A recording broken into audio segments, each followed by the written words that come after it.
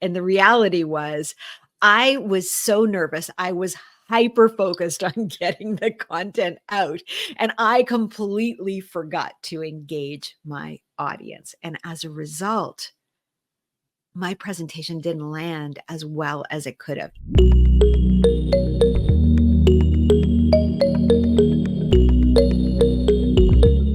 As we develop our skills as thought leaders, being able to effectively lead a room as a presenter or a facilitator is essential. I remember one of my first experiences.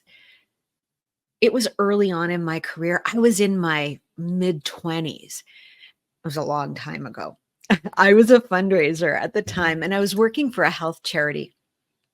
And my boss wanted us all to learn how to present. So she gave us this task of presenting, creating a workshop and presenting to each other. And we got paired up. I got paired up with a colleague, and we chose to use the now classic, but at the time it was pretty new book, The 7 Habits of Highly Effective People by Stephen Covey. We got up on the day of the presentation. I was so nervous, but we had practiced, my colleague and I, we had each taken a portion of the presentation.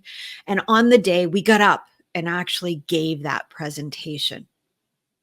And then we waited, because a part of the assignment wasn't just to do the presentation, but it was to stand in front of that new audience, which were all of my peers who I worked with at this particular charity, and to get feedback from them.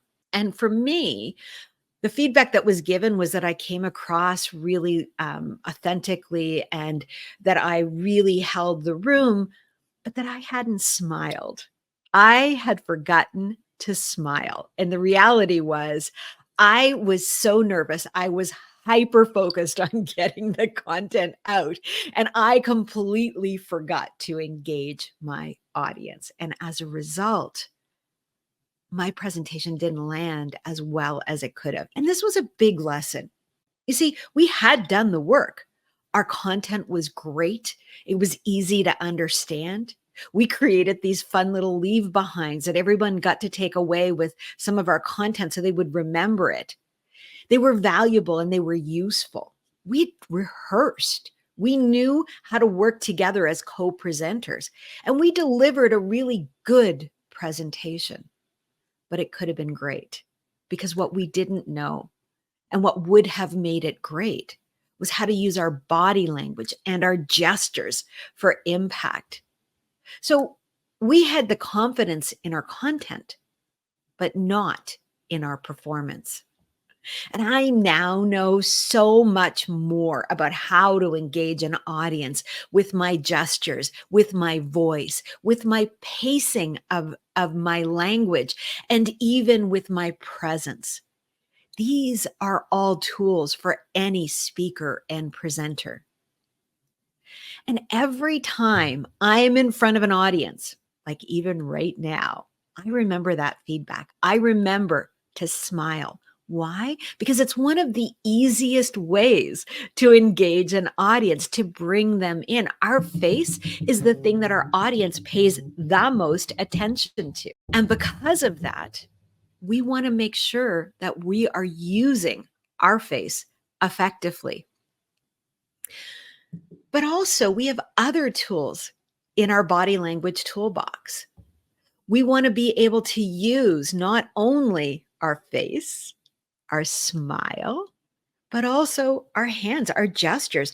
Now, when I'm in front of an audience like this, because I'm in front of a camera right now, I do use my hands a lot. You'll notice they're a little higher than what I would do if I was in front of you live right now. They'd be a little lower down. You can't see them, but right now they're at my waist level. But in front of a camera, I want you to be able to see them because they pull you in. You'll notice that I also vary the tone and the pace of my speaking. Sometimes I pause. When I pause, you look up. And other times I speak really fast, because what I want to do is engage you, get you excited about something, and I will get excited about it. So when we know how to use our gestures, our body language, our voice, our face, what we're doing is we're drawing our audience in. And don't forget, follow me on LinkedIn, Instagram, and YouTube.